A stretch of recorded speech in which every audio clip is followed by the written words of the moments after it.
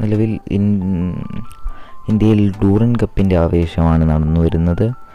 അപ്പോൾ ഏറ്റവും കൂടുതൽ വാല്യുബിൾ ആയ ടീം, അതായത് ഏറ്റവും കൂടുതൽ സ്കോർ വാല്യുബിൾ ആയ ടീമാണ്. അപ്പോൾ മാർക്കറ്റ് വാല്യൂ മുന്നിൽ നിൽക്കുന്ന ഇപ്പോൾ ഡൂറൻ കപ്പ് നിലവിൽ കളിച്ചുകൊണ്ടിരിക്കുന്ന ടീമുകൾ ഏതൊക്കെയാണെന്നാണ് നമ്മളിപ്പോൾ നോക്കാനായിട്ട് പോകുന്നത്. അപ്പോൾ ഇത് കൃത്യമായി ട്രാൻസ്ഫർ മാർക്കറ്റ് റിപ്പോർട്ട് ചെയ്യുന്നുണ്ട്.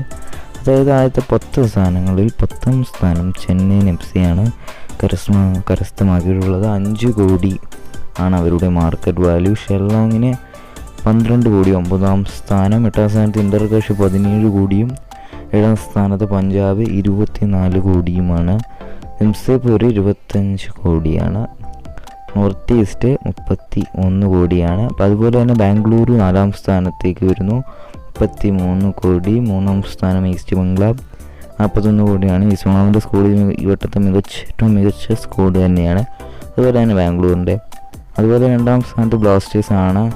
ഏറ്റവും മികച്ച സ്കോഡെന്ന് പറഞ്ഞില്ലെങ്കിലും, അത്ര പറയാൻ പറ്റുന്നില്ലെങ്കിലും നമ്മൾ മികച്ച രീതിയിൽ തന്നെ പ്രകടനം കാഴ്ചവെക്കുന്നുണ്ട്. ബ്ലാസ്റ്റേഴ്സ് 50 കോടിയാണ് ബ്ലാസ്റ്റേഴ്സിൻ്റെ മാർക്കറ്റ് വാല്യൂ എന്ന് പറയുന്നത്. ഇപ്പോൾ 2ാം സ്ഥാനം ബ്ലാസ്റ്റേഴ്സ് ആണ്.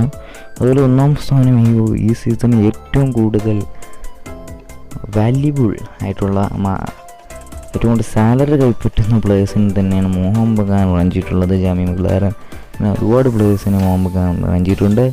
എന്തായാലും ആദ്യത്തെ 2 സ്ഥാനങ്ങൾ 2ാം സ്ഥാനക്കാരനാവാൻ ബ്ലാസ്റ്റേഴ്സിന് കഴിഞ്ഞിട്ടുണ്ട്. അപ്പോൾ ആദ്യത്തെ സ്ഥാനം മോഹൻ ബഗാൻ 63 കോടിയാണ്. എന്തായാലും നിങ്ങൾക്ക് ഈ വാല്യൂ ഒന്നും നോക്കിയിട്ട് കാര്യമില്ല, ആരാണ് അവസാനം റിസൾട്ട് ഉണ്ടാക്കുന്നത് അതിലാണ് കാര്യം എന്ന് തന്നെ പറയാം.